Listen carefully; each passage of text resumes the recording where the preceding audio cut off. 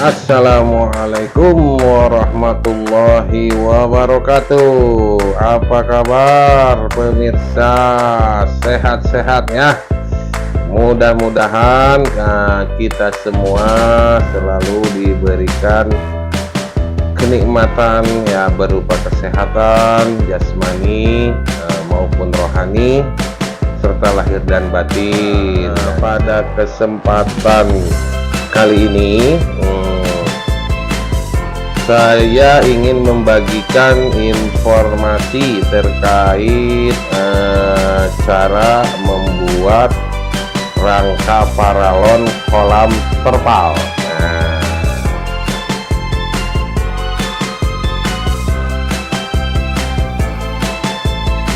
Nah, ini pemirsa, rencana rangka kolam terpal yang terbuat dari pipa paralon yang akan kita buat dengan menggunakan ukuran 1 meter itu lebar, panjangnya 2 meter, dan ini ketinggiannya khusus dibuat 40 cm. Nah, memang idealnya 50, tapi untuk tayangan ini kita cukup membuat dengan ukuran 40. Nanti hanya ada perubahan, penambahan ukuran saja kalau pemirsa berminat untuk membuat ketinggian rangka dengan ukuran yang berbeda-beda.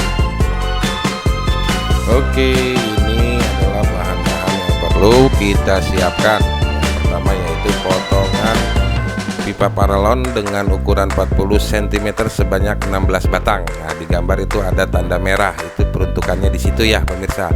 Kemudian potongan dengan ukuran 32 cm sebanyak 14 batang. Yang ini yang digunakan untuk ketinggian. Nah, kalau ketinggian pemirsa 50 cm bisa menggunakan ukuran 42.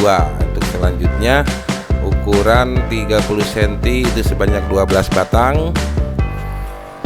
Dan terakhir ukuran potongan pipa sepanjang 10 cm itu sebanyak 8 batang. Kemudian kita menyediakan sambungan pipa T-polos ya, jadi bukan yang derat, cukup yang polos yang kita siapkan. Dan kemudian pipa elbownya juga yang 90 derajat, ini juga sama polos. Ini untuk di sudut-sudutnya.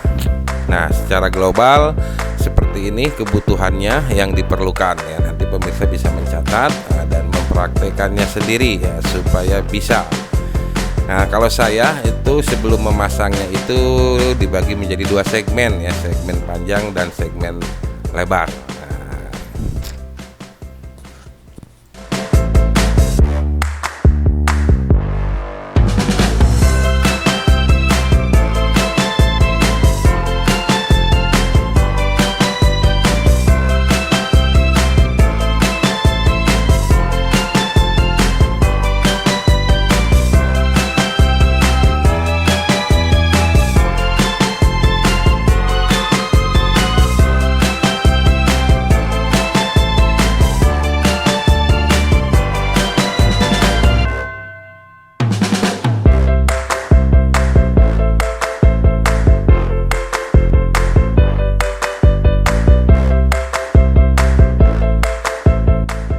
Nah, ini adalah rangka pipa yang sudah saya siapkan di lokasi budidaya ya, pembesaran atau pendederan ikan, khususnya ikan gurame.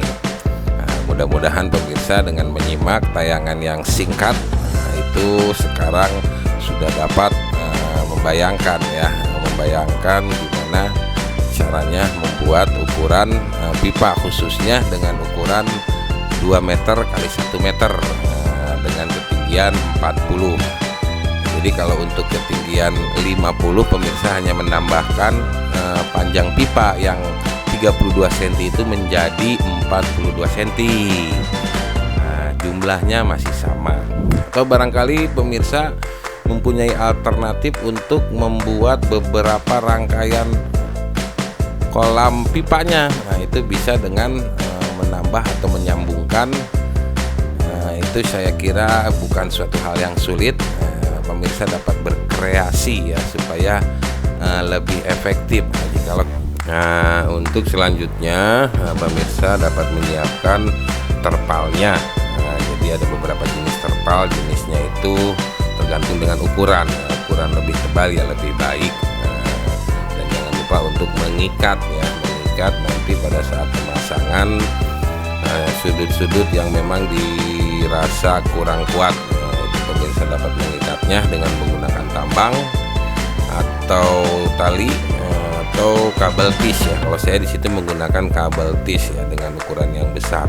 Cukup kuat untuk menahan lubang ring yang ada pada kolam terpalnya. Oke pemirsa, kita lanjut.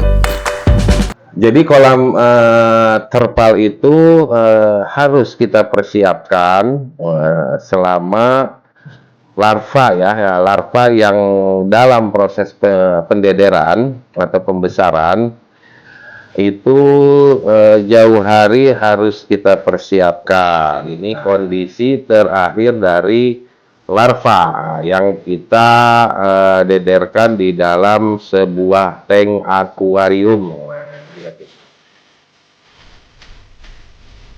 Nah, di situ pemirsa bisa menyaksikan ya, kondisi terakhir dari informasi budidaya yang saya sampaikan. Kondisi terakhir larva ikan gurame di dalam tank itu terlihat lincah dan sehat ya, karena memang perawatan setiap harinya minimal 3 hari sekali ya, kita harus membersihkan ya, membersihkan kotoran yang ada di dasar akuarium. Kemudian memasukkan air yang baru dengan demikian itu adalah rutinitas ya dalam pembesaran larva ikan gurame yang tidak bisa kita hiraukan untuk keberlangsungan hidup dan kesehatan kondisi larva ikan gurame tersebut. Nah, jadi pemirsa harus rajin ya memantau kondisi air yang ada di dalam tank ya. Nah pemirsa, berapa lama itu rencananya kalau memang tidak ada suatu kondisi yang membuat ikan itu sakit atau banyak yang mati, itu bisa dilanjut. Rencananya sih saya memang melanjutkan di dalam tank biasanya seperti itu. Tapi kadang suatu kondisi tertentu larva ini ya harus dipindahkan ke dalam kolam lainnya ya. Oleh karena itu kolam terpal harus kita persiapkan karena setelah kolam terpal itu sudah disiapkan ya kita harus segera mengisinya dengan air ya untuk agar menyiapkan larva yang akan dimasukkan ke dalam kolam terpal. Nah, karena kan air yang digunakan itu ya disyaratkan itu menggunakan air endapan. Nah, dengan harapan yang diendapkan beberapa hari sudah ada ekosistem baru ke sumber pakan. Seperti itu pemirsa.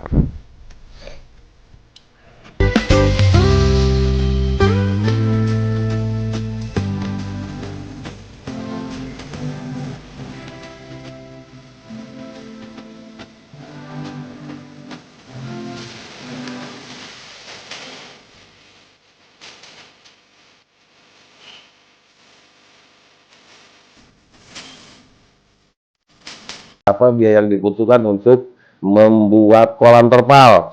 Nah, untuk selanjutnya di mana dapat diperoleh material-material untuk pembuatan kolam dengan rangka pipa paralon.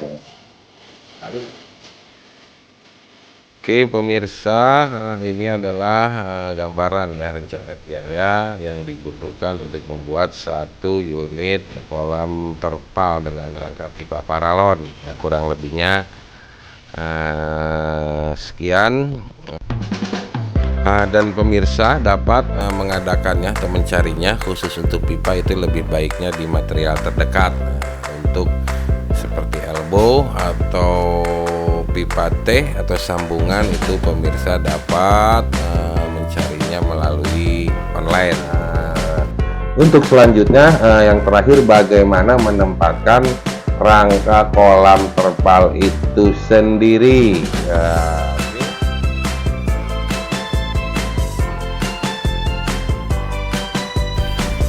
Baik pemirsa, ini adalah beberapa hal yang perlu kita sampaikan sebelum pemasangan kolam terpal itu sendiri ya.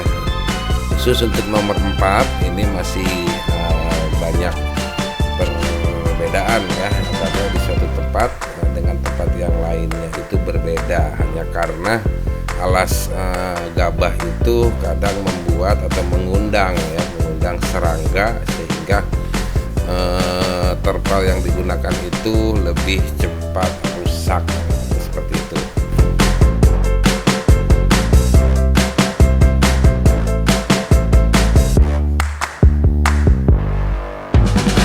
Nah, demikian video informasi yang dapat saya sampaikan melalui channel YouTube GK Farm House dengan rangkuman sebagai berikut ya.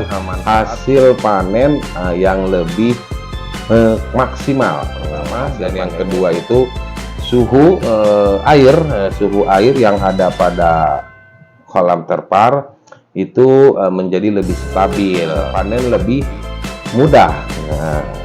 Panen terakhir yaitu ikan menjadi lebih segar dan sehat. Oke, terima kasih atas perhatiannya.